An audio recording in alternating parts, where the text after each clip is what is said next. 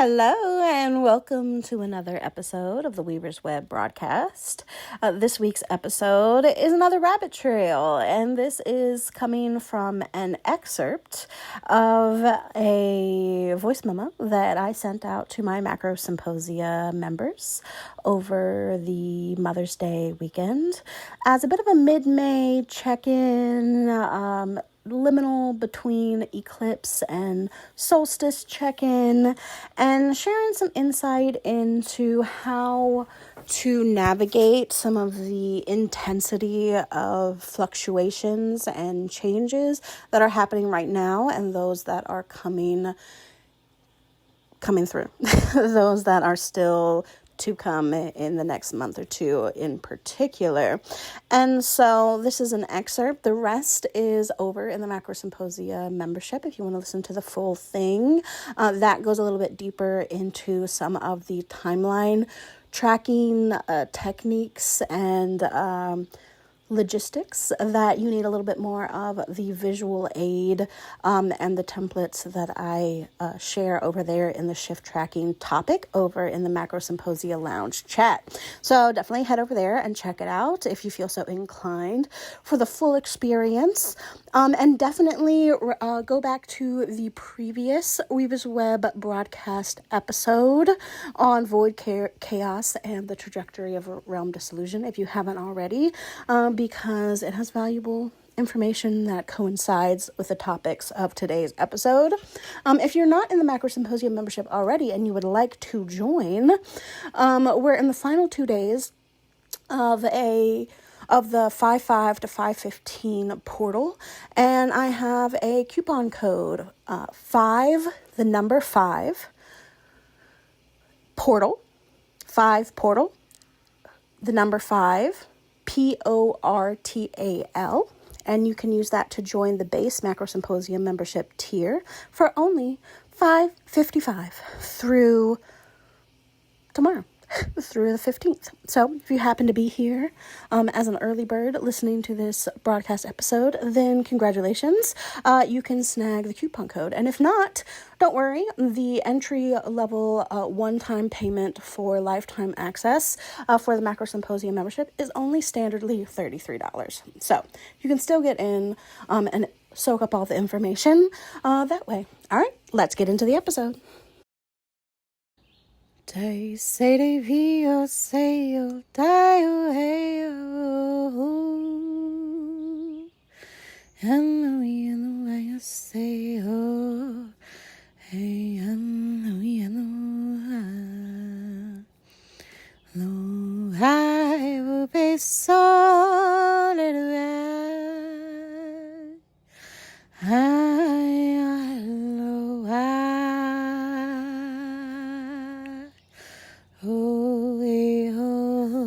say me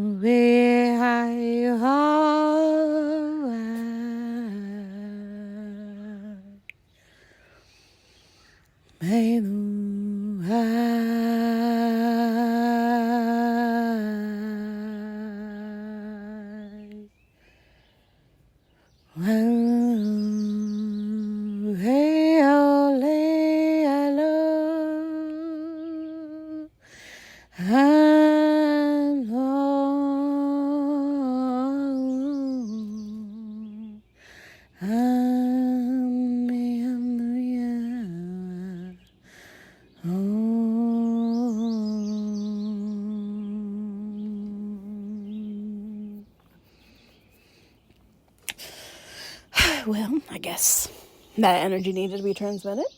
A little bit of bird song. How about I have a couple more things I wanted to talk about, but we're just going to take that energy and code it, rewind it back a little bit. Grab your water, grab your bowl pack, grab your morning coffee, grab your lunch that you're sitting down and snacking on while you listen to this, XYZ, whatever. and hold the audio to whatever it is and charge your water, your drink, your snack, X, Y, and Z, your bowl pack, whatever it is, and charge it with that energy. I'm going to take a bowl pack and ground myself because I just hit full 10 scale macrocosmic multi-located. I was on like 10 times 3 threshold levels. I need to gather myself, basically. All right.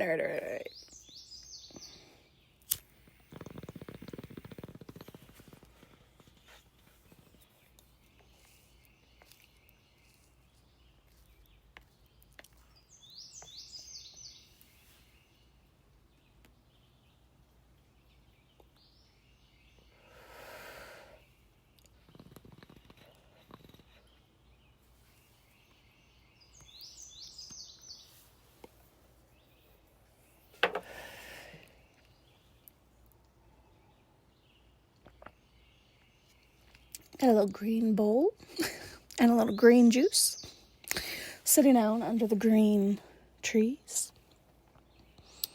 It has been very green. This wasn't what I was going to start talking about, but it's what we're going to talk about now.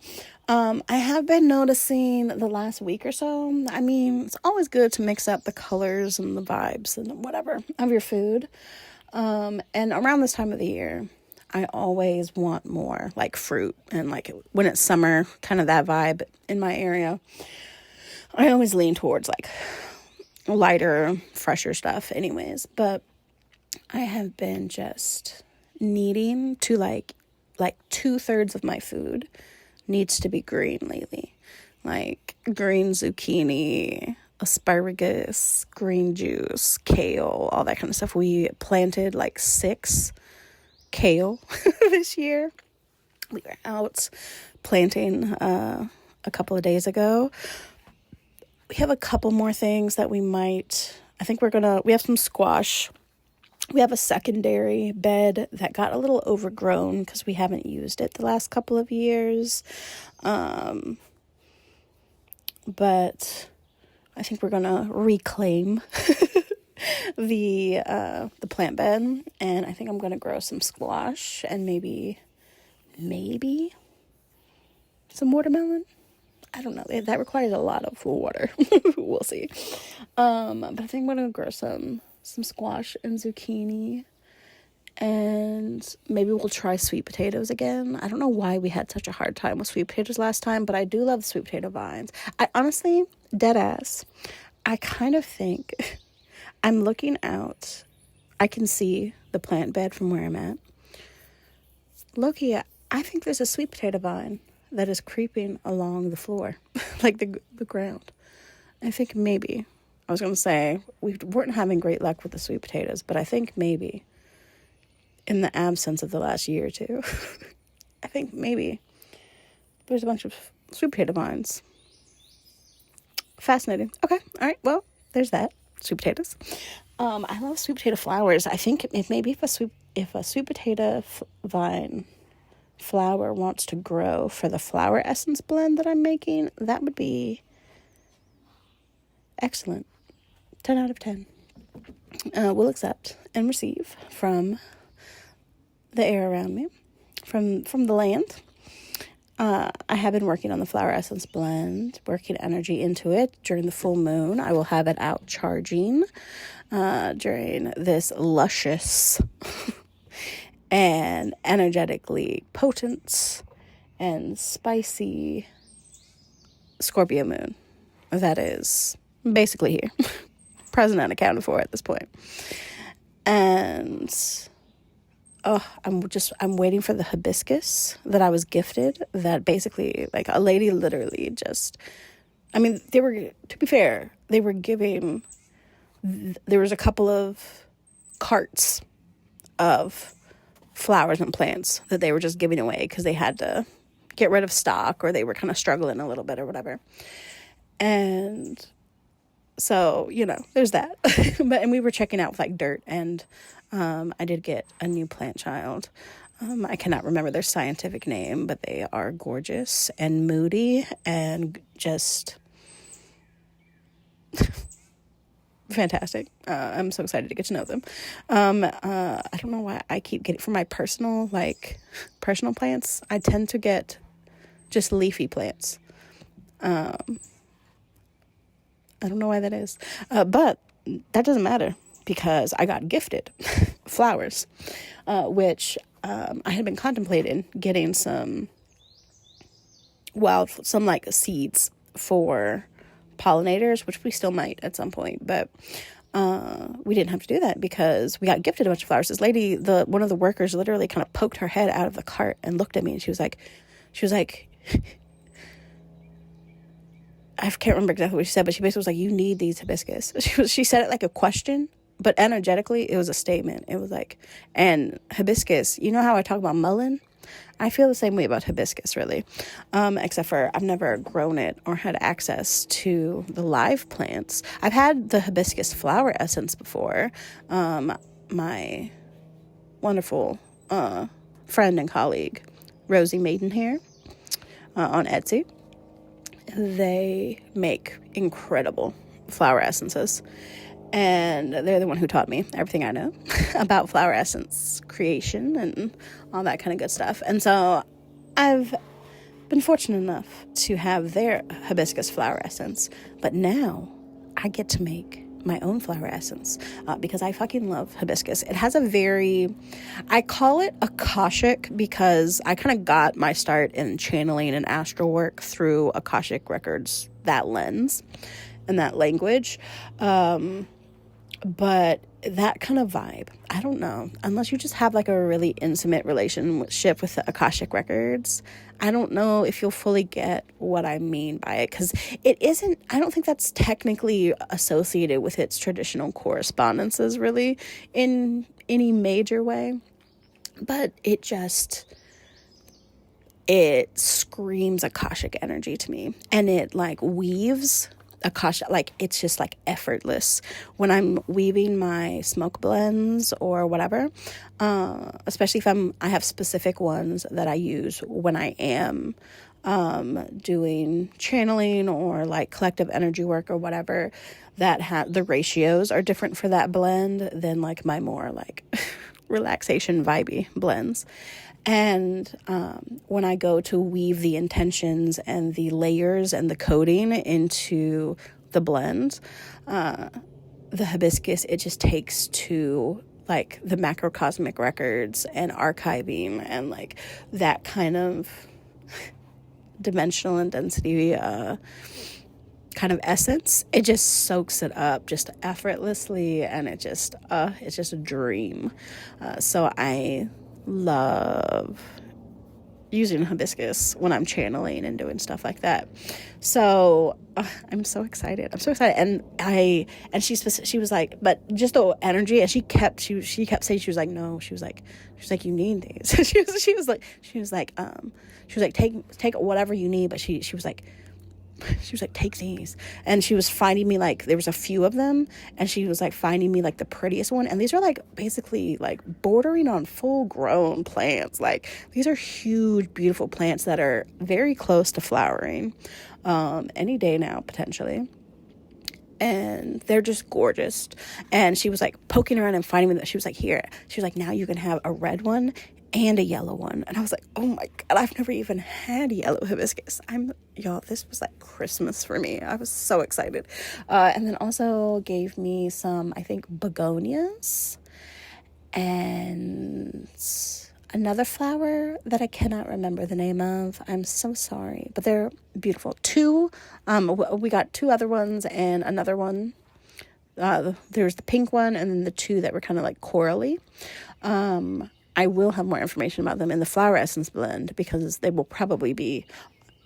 all of the flowers will probably be included in the flower essence blend, just because the energy and the code and the vibes around it. Had a little chat with them, got their agreements, just gathered those flowers from everything but the hibiscus ones this morning under the kind of the buildup of the full moon energy and the Mother's Day energy and the morning vibes. Like, it was kind of like this lovely liminal space where it was kind of the liminal energy of dawn, where also like the sun was coming up and it was starting to warm up for the day, but it was also like that energy of like rain on the horizon and that kind of convergence. And it just felt, I was going to lounge around in bed with Wit, and I literally I was like, no, I was like, it's time. I was like, I need to go gather them. I also found while I was doing this, I felt drawn over to another side of my blackberry bush that's on the front side of the house, and I was like, oh, maybe I need another blackberry flower. And instead I found daisies, some little wild daisies, and so I added 3 of those. And then I also ended up finding some honeysuckle. And so I added some honeysuckle in there. So this is just going to be just a luscious, delicious, potent, and intricate blend. I can't wait to see like the final concoction. To be fair, I'm not sure that I've ever done a flower essence blend with this many flowers in it. Usually like I keep it to within 5 flowers. I think I'm already over that at this point. And I'm just we're just gonna take it one step at a time and gently weave in the energy from each one at a time, and take it as it goes and trust the process. And the mullein, that's also why I add mullein. I have some baby mullein leaf essence in there, and then I trust that at some point mullein flower will come to me before it's done. And so yeah, mullein has a wonderful way of helping flowers or just herbal correspondence or whatever. It helps other energies play nicely together. And so I can sometimes put, if I really, really feel like a herbal correspondence needs to go into like a spell oil, which is really how I began doing this or something. But normally they would kind of clash together. I can pull in the mullein and amplify that, and it helps them all play nicely together, but still maintain their own energetic potency, So, pro tip for spell oil and flower essence creation. Or if you like to make your own herbal teas. Yeah, that was a whole little side quest, a little rabbit trail. The other thing I wanted to talk about was you remember around the spring eclipse season, when I was up and down around DC, in the crux of it, right in the middle of all of that muck and mire and ick and toxic transmutation, right up in there. You remember me saying that one of the big things that happened around that spring eclipse season was that we had like full soul body activation. It's part of why I basically, like, that has been my almost exclusive focus. I haven't even been talking as much about the soul language piece of this work, or the exchange program, because it became such an important thing that the core focus was on getting the foundations of the soul mechanisms out there and to allow y'all to help y'all to begin activating and integrating and working with those systems. And yeah, it became like that was like the essential focus. So you gotta do what you gotta do. And so, and all of that is also is harmonizing and integrating and activating and doing all that kind of stuff so that the symposium hub can be more effectively functioning, and that will help with the soul language exploration, the transmission, the translation, all that stuff. So, it's all interconnected. We're getting the foundations sorted. So when we had that around the spring eclipses, when we had the full soul mechanism body activation across like the whole thing, it basically like jump started a lot of things. And so it also jump started, it was tied to a lot of things kind of jump starting out in our cosmic region. If you listen to last week's episode of the Weaver's Web broadcast, the macrocosmic report on void chaos and the trajectory of realm dissolution, I was speaking about the movement of energy shifts and fluctuations that was kind of traveling through our anchor universe and through the larger scale mechanism systems in our cosmos, in our cosmic region, the systems that take up like multiple galaxies. that span like the river realm and some of these realms around us, like they span billions sometimes of galaxies. And so they're huge umbrella structures, and then there's mechanisms and stuff around and within, and they're all interconnected and like a Russian doll, all stacked up within each other. We've been having like basically a big pattern of energy moving through, linked to realm dissolution, and that's tied to the vivify and the breaking shifts. The breaking is a precursor of the primordial reset. Typically, though, you can have ripples of it outside of that.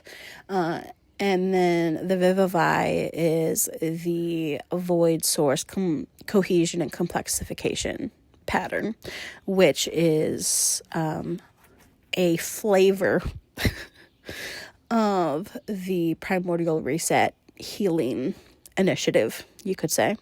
That is kind of, we're having lots of ripples of energy and changes and shifts happening around our universe.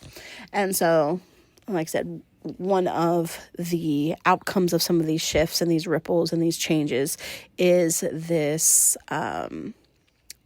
trajectory of realm dissolution that has been hitting our local region pretty hard.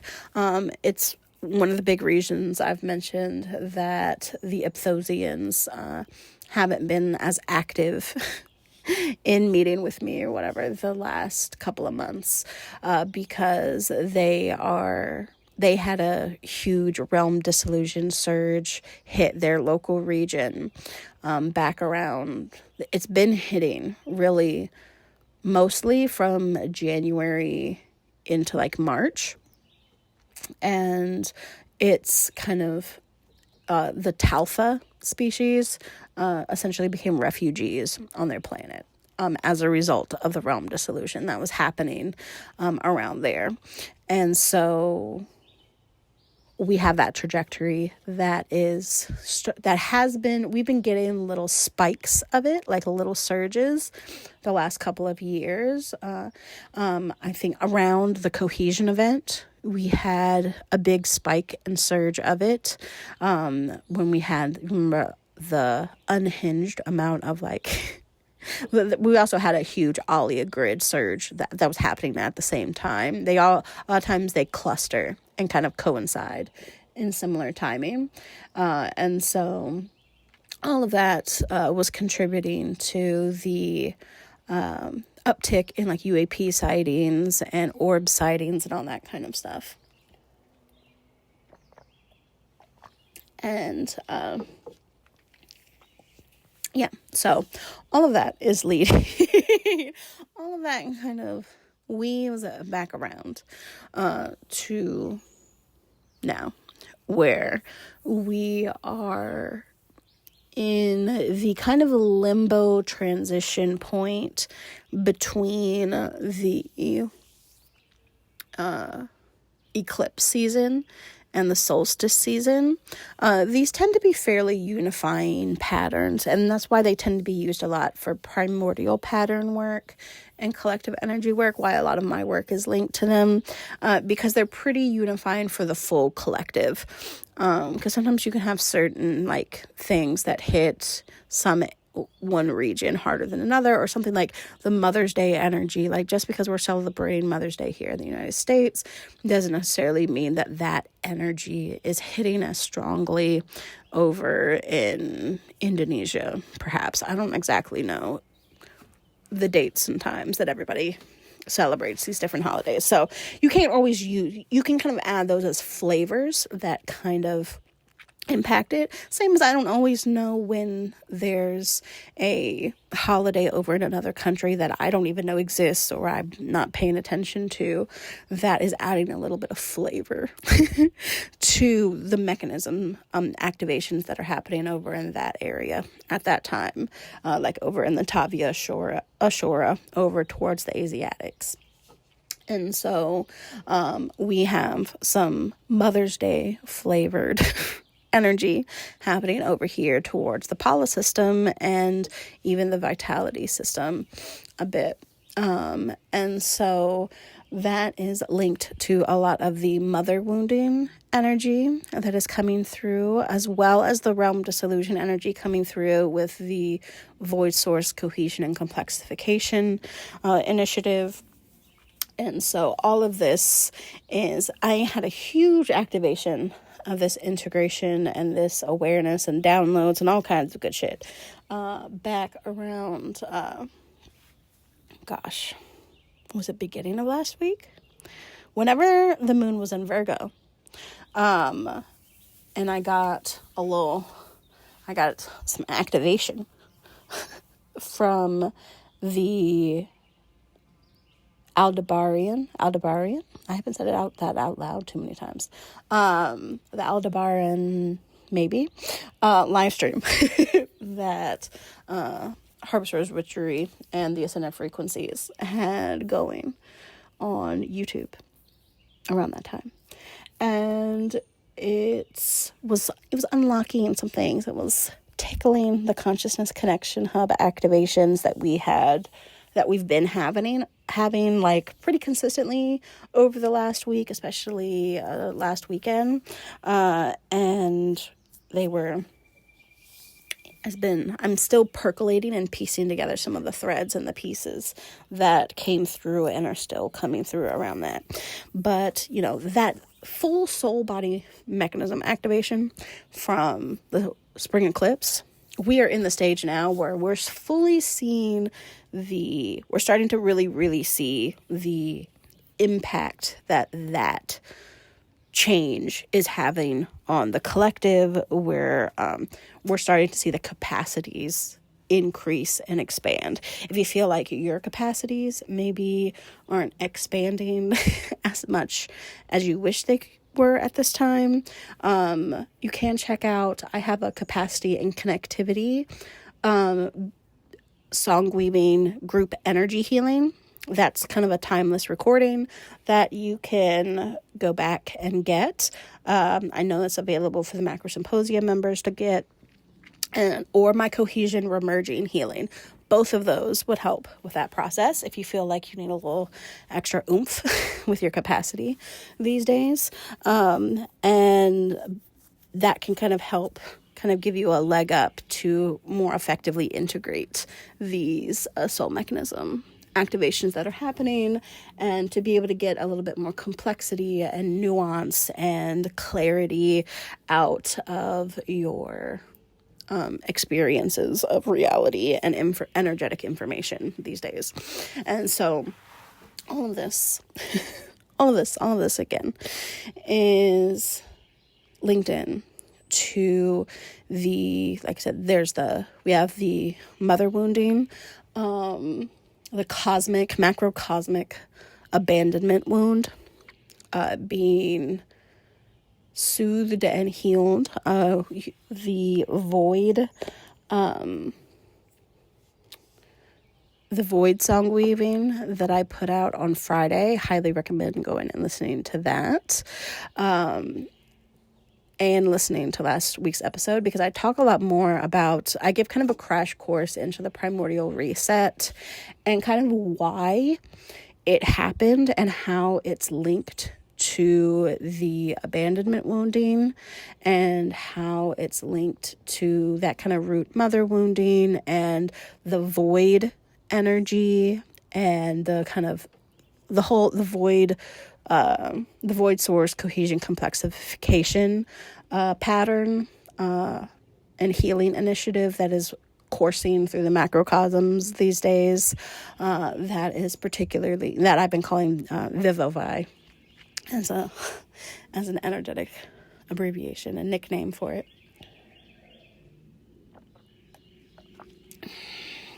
All these things are, since 2022 especially, we've been seeing a pretty consistent ramp up of all of these integrations and all of these changes. And it's definitely been a compounding increase. Meaning that it's been kind of multiplying instead of just adding 1 + 1 + 1 + 1. We're seeing things rapidly escalate and complexify, and we're going to continue to see that happening, which is why it's so important to work with your capacity and to kind of stretch your energetic muscles and your energetic endurance, your physical health and endurance, all that kind of good stuff, and work with your fluid stability and your conception that you can ground and center and, orient your energy and stabilize your harmony, however you want to put it, in more ways than just, what am I trying to say?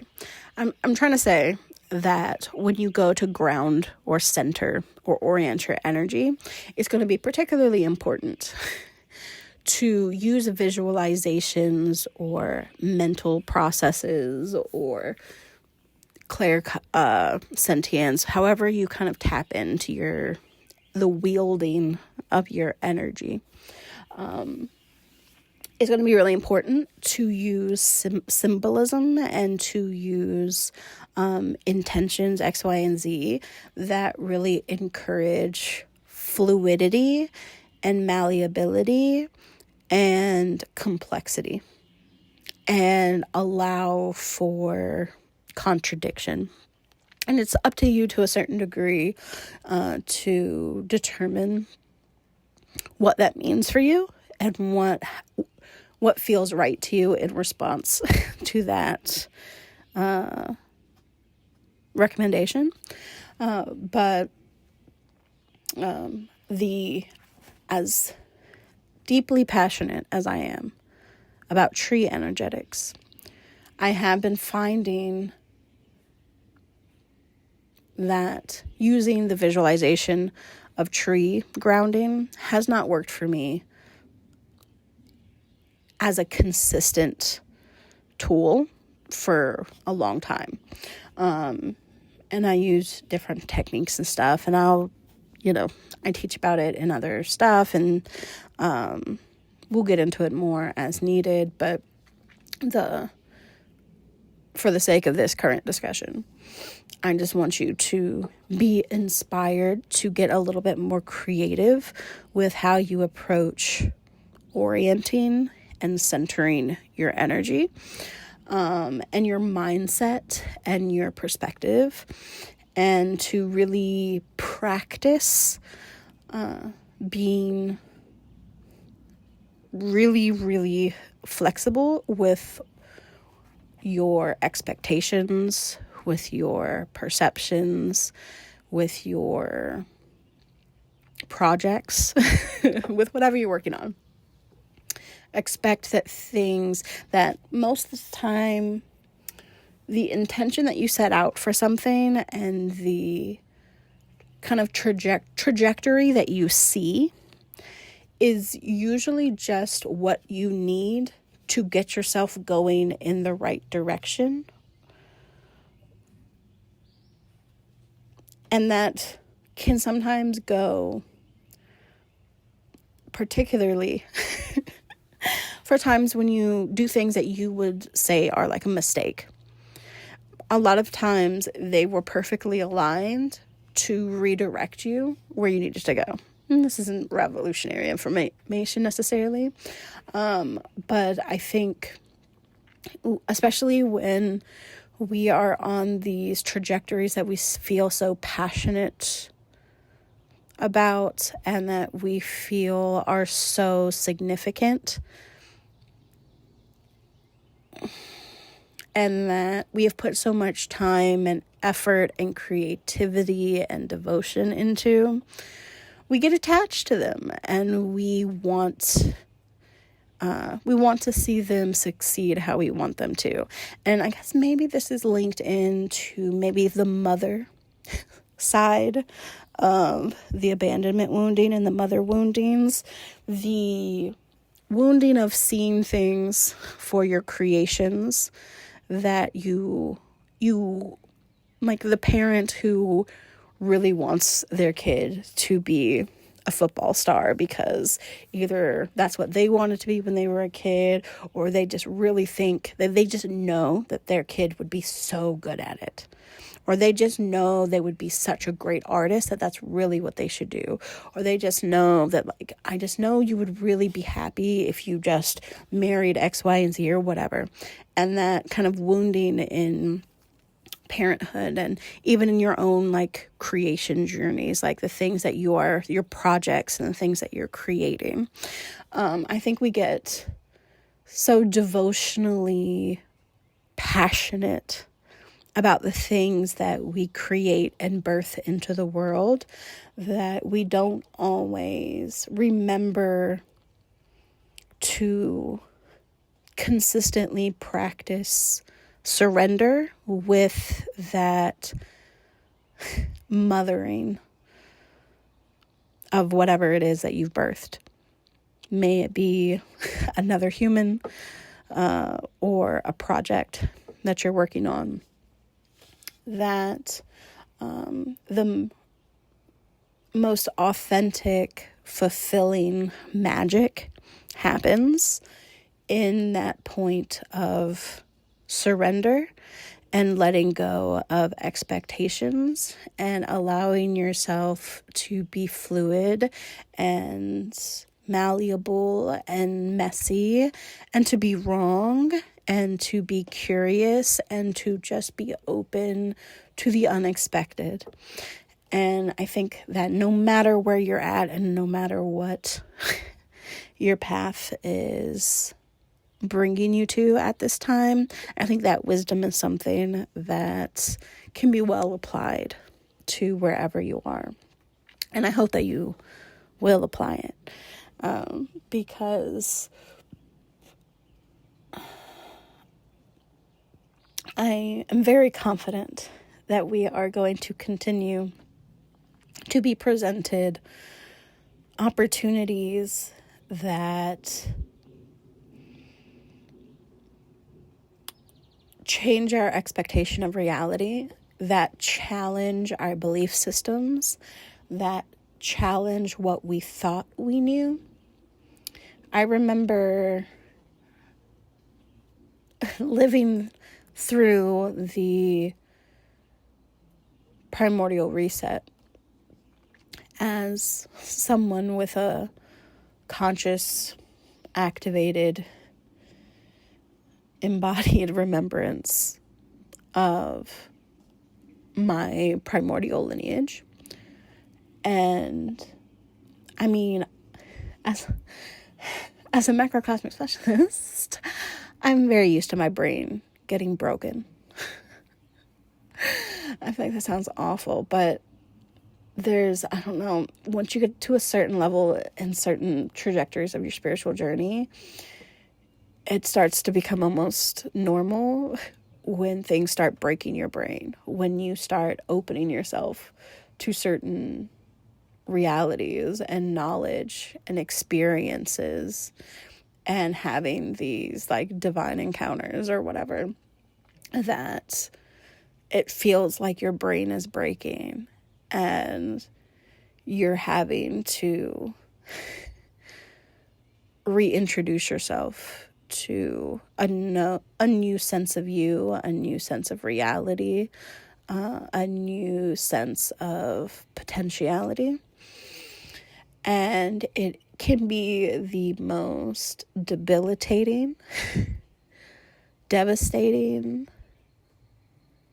terror-inducing, beautifully magnificent, transcendent, empowering experience ever. And if you haven't had an experience like that in your spiritual journey yet, it'll happen. It'll happen.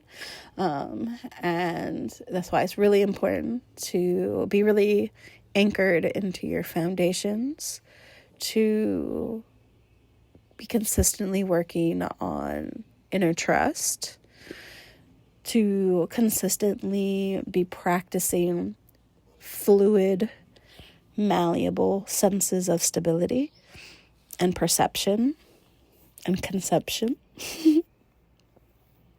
And to have support systems that allow you to be authentically messy and imperfect, and they see you as you are in your imperfection and not just when you are at your best. And having as many of those pieces of the puzzle that you can really it ensures that when that moment happens, that you're never going to be able to time it, you're never going to be able to plan it. It will just happen in the moment that you least expect it, sometimes even in the moment that is the least convenient. It'll happen, and you just have to surrender to the transformation that it is challenging you to embrace and to explore and to understand the understandableness, the non-understandableness. We're creating new words here. It's fine. It's fine. Yeah. Things are going to get harder and more beautiful. And that is going to be a recurring theme that you will need to be consistently practicing the embrace of the contradictory complexity of this current trajectory of energy shifts and integrations, the openness to seeing the contradictory qualities of truth and what is real and what is not, and making sure that you're allowing yourself to see the bliss and the magic in the bird song, even when the moments happen that put your perception in a tailspin or seem to shake your foundations. And just remember what I said about discovering new and creative ways of being more fluid in your stability, that these moments are showing you where you were locking yourself into stagnancy, and open yourself up to see what is being illuminated in an unexpected direction that you wouldn't have seen otherwise.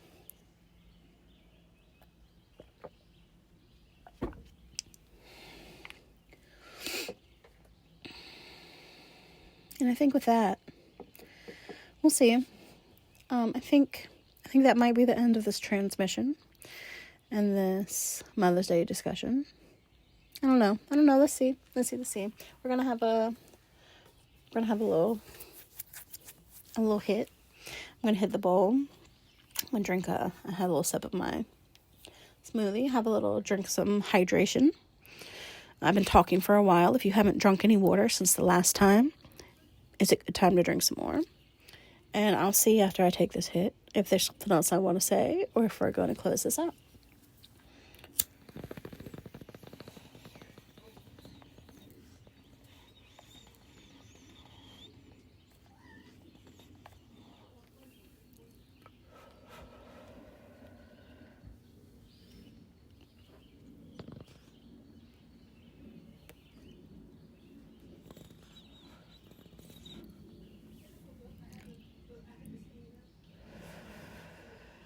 Yeah, my husband is awake.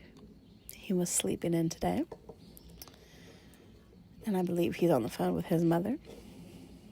So I think that's my cue. Thanks for sitting with me. Thanks for talking with me. I hope this full moon energy that has been coming through this liminal space in between the eclipse and the solstice, I hope it treats you well. I hope that you hear I don't know if you can hear the church bell singing behind.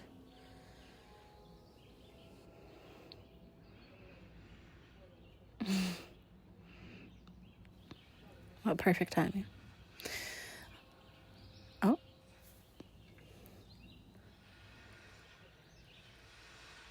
All kinds of noises. Okay. All right. It's been lovely. Take it easy. Be flexible. Embrace freedom and rebellion. And when all else fails, take a deep breath in. Drawing energy from above and below to meet in the center. Hold it there. Let it transform you. And then exhale out. And let that energy wrap around you like a warm embrace. And just keep doing that until clarity finds you. Happy integrating.